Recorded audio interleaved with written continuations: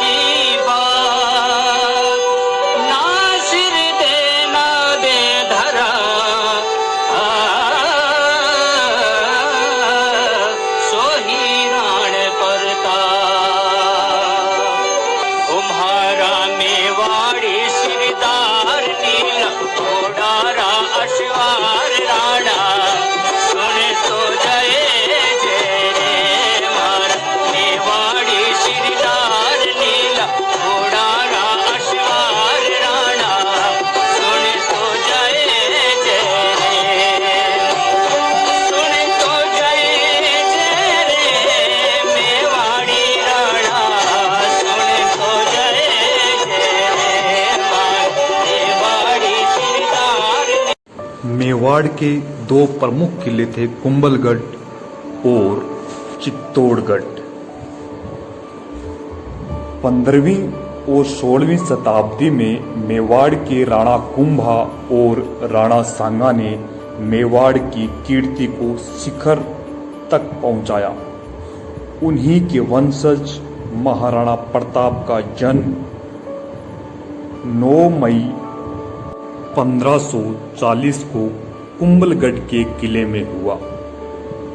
यहीं इसी स्थान पर कुंभलगढ़ के तत्कालीन महाराणा उदय सिंह और महारानी जयंती बाई का पुत्र प्रताप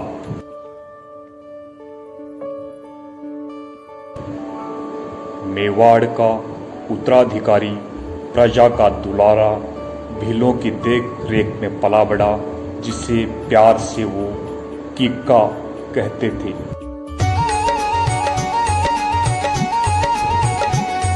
मेवाड़ का भावी राणा वनवासियों के साथ बेहद प्रसन्न रहता था। देश प्रेम की ज्वाला उसके हृदय में सदा प्रज्वलित रहती थी, जो इसे अपने पूर्वजों से विरासत में मिली थी। मेवाड़ सदा ही मुगलों की आंखों की किरकिरी रहा और युद्ध होते रहते थे। मेवाड़ का राजनीतिक महत्व तो था ही, साथ ही गंगा भूमि के व्यापार को पश्चिमी तट से जोड़ता था। अतः मेवाड़ को अपने अधीन करना मुगल शासकों के लिए जरूरी हो गया था। मध्यकालीन भारत का इतिहास देखें तो पाएंगे कि उस काल में महत्वाकांक्षी मुगल शासक अकबर का साम्राज्य लगभग पूरे भारत में छा चुका था। अनेक राजपूत सरदार, यहाँ तक कि राणा प्रताप के कुछ परिजन भी अकबर की अधीनता स्वीकार कर चुके थे और परिणाम स्वरूप उन्हें मिले थे ऊंचे ओहदे, ऊंची पदवियां और जागीर। पर राणा प्रताप अकबर जैसे महापराक्रमी सम्राट के सामने नहीं झुके। कहा जाता है कि 28 फरवरी सन 1572 को होली के दिन प्रताप का गोगुंदा के किले में राज्याभिषेक हुआ। जब प्रताप का राज्याभिषेक हुआ तब उन्हें ना कोई राजधानी मिली, ना साधनों का जरिया। वो बहुत कम साधनों से ही मुगल सम्राट से जूझते रहे। प्रताप ने हर संकट को चुनौती समझा और इससे उनके संकल्प और अधिक मजबूत होते गए। अकबर ने राणा प्रताप को यह समझाने के लिए कि वह उनकी अधीनता स्वीकार कर ले अनेक दूत भेजे, पर राणा स्वाभिमानी थे, देशभक्त थे, वे नहीं माने। उनका राजसी वैभव छूट गया, किंतु कठिन से कठिन परिस्थितियों में भी राणा प्रताप ने अकबर की अधीनता को स्वीकार नहीं किया।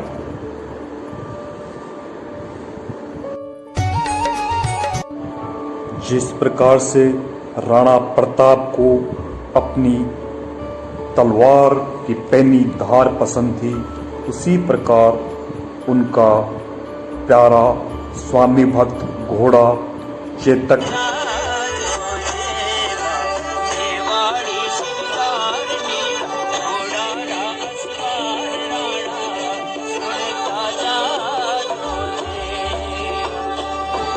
मेवाड़ की भौगोलिक स्थिति को देखें तो पाएंगे कि इसका अधिकांश भाग पथरीला और पहाड़ी है।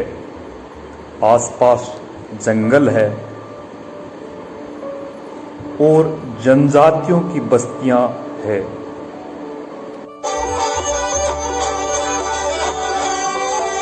राणा प्रताप ने जनजातियों के रणबांकुरों को अपने साथ लिया और युद्ध की तैयारी करते रहे।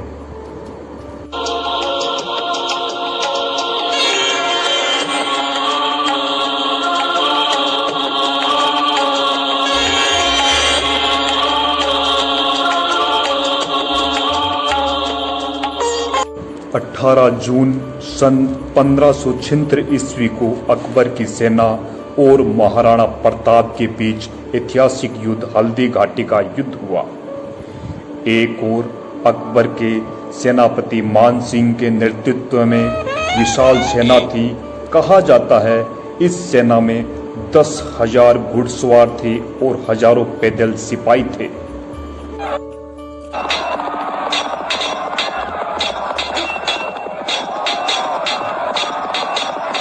दूसरी ओर राणा प्रताप की सेना में 3,000 घुड़सवार और मुट्ठी भर सैनिक थे, मगर ये सैनिक मातृभूमि पर मर मिटने वाले रणबांकुरे थे।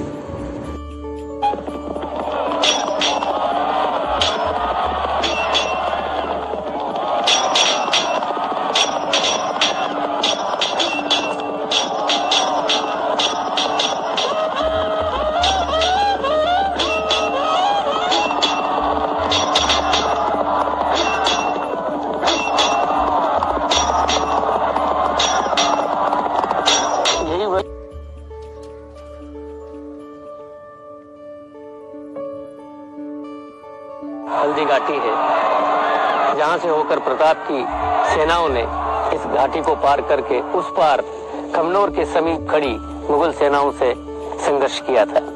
इस घाटी की विशेषता यह है कि इस घाटी के जो मिट्टी है उसका रंग पीलापन लिए हुए है। इसीलिए हल्दी के समान रंग वाली मिट्टी का होने के कारण इसको हल्दी घाटी कहा जाता है। ये बहुत ही तंग दर्रा है जिसमें से होकर प्रताप की सेनाओं ने आगे बढ़ करके मुगलों की सेनाओं का विरोध किया था। ये रक्त तलाई है। रक्त तलाई का अर्थ है कि जहाँ पर खून की तलाई भर गई थी, खून का तालाब बन गया था। आपको विदित है कि इस ओर हल्दी घाटी है। हल्दी घाटी का जो मुंह है वो लगभग यहाँ से 1.5 किलोमीटर दूर है। इसी तरफ बाईं ओर मुगलों की सेनाओं का पड़ाव था।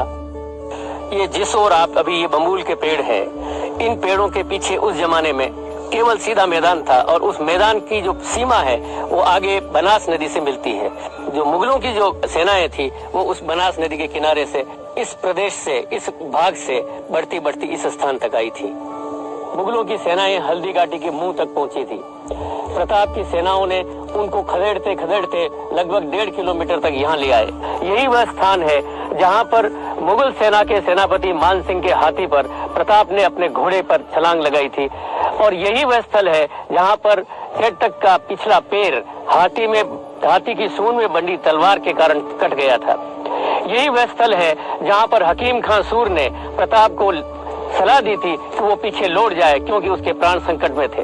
यही वह स्थान है जहाँ पर इसके साथ चलने वाले वीरों ने अपना बलिदान दिया था। झालामान ने अपने सर पर छत्र रख करके ये कहना प्रारंभ किया कि महाराणा प्रताप मैं हूँ, और इस प्रकार भयंकर अंतिम युद्ध की जो परिणति है वो यहाँ पर खून की सरिता के रूप में हुई थी। यहाँ पर एक वीर विशेष का भी मैं नाम लेना चाहूंगा, वीरवर पूंजा, जिसके की साथी लोग इन पहाड़ियों के अंदर, पीछे की ओर की पहाड़ियों के अंदर थे। उन्होंने पीछे से पत्थर बरसाने प्रारंभ किए थे और यहाँ पर एक वीर जो कि इस ओर इस छतरी की तरफ मैं इशारा कर रहा हूँ, ये राम सिंह तंवर की है जो ग्वालियर का महाराजा था और वो भी इस लड़ाई में अपने पुत्रों के साथ मौजूद था और यहाँ पर अब लड़ता हुआ मारा गया। और ये वह मध्य स्थल था जहाँ पर भयंकर युद्ध हुआ। यहाँ पर लाशें पट गई और चारों ओर से घमासान होने लगा। हल्दी घाटी का युद्ध एक दिन में ही समाप्त हो गया। राणा प्रताप के हाथों से गोगुंदों का किला और कुंभलगढ़ निकल गया, लेकिन प्रताप का मस्तक नहीं झुका। हल्दी घाटी युद्ध समाप्त हो जाने पर भी महाराणा का संघर्ष जीवन भर चलता रहा। पराजित हो जाने पर भी अरावली की घाटी प्रताप की गाथा से गूंज उठी। प्रताप की गाथा मेवाड़ तक ही सीमित नहीं रही, बल्कि समूचे देश में फैल गई। हल्दी घाटी रंगी खून सोना लो बहियो जाए, हल्दी घाटी रंगी खून सोना लो बहियो जाए, चमकी मेवाड़ी तलवार बहग्या खूनारा पर नाल राणा सुनता जा जो जे, सुनता जा जो जे मेवाड़ी राणा सुनता जा जो जे मेवाड़ी शिरदार नीला घोड़ारा असवार राणा सुनता जा जो जे, जो जे मेवाड़ी राणा सुनता जा जो जे मेवाड़ी शिरदार नीला घोड़ारा असवार राणा सुनता जा। राणा ने जंगल में शरण ली।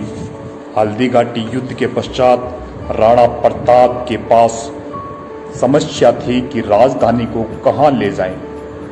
उदयपुर से 16 किलोमीटर दूर एक स्थान था चावंड। चावंड एक ऐसा स्थान था जहां पहुंचने के लिए लंबा पहाड़ी रास्ता पार करना पड़ता था। यहाँ पानी की भी सुविधा थी। यहीं उन्होंने अपनी नई राजधानी बनाई और शासन व्यवस्था मजबूत की। राणा प्रताप ने भामाशाह और भील सरदारों के साथ मिलकर धन और जनशक्ति संगठित की। राणा प्रताप ने छापामार युद्ध जारी रखा।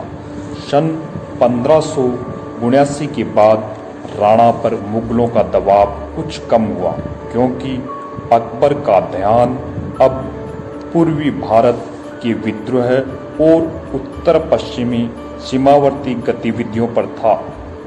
राणा ने अवसर का लाभ उठाकर चित्तौड़ और मांडल गढ़ को छोड़ अपने राज्य का एक प्रमुख हिस्सा वापस हासिल कर लिया और मेवाड़ फिर से स्वतंत्र हो गया।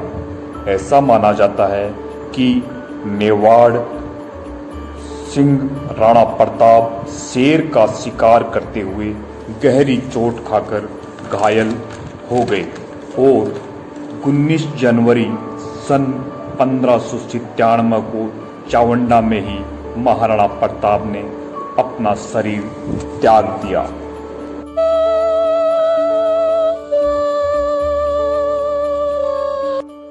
महाराणा प्रताप ने ऐसे ऊंचे आदर्शों को स्थापित किया जो देश और काल की सीमा से परे मातृभूमि प्रेम और स्वाभिमान को निरंतर प्रेरणा देता रहा है और देता रहेगा। माई एड़ा पूत जन जेड़ा राण प्रताप अकबर शू तो ओझ के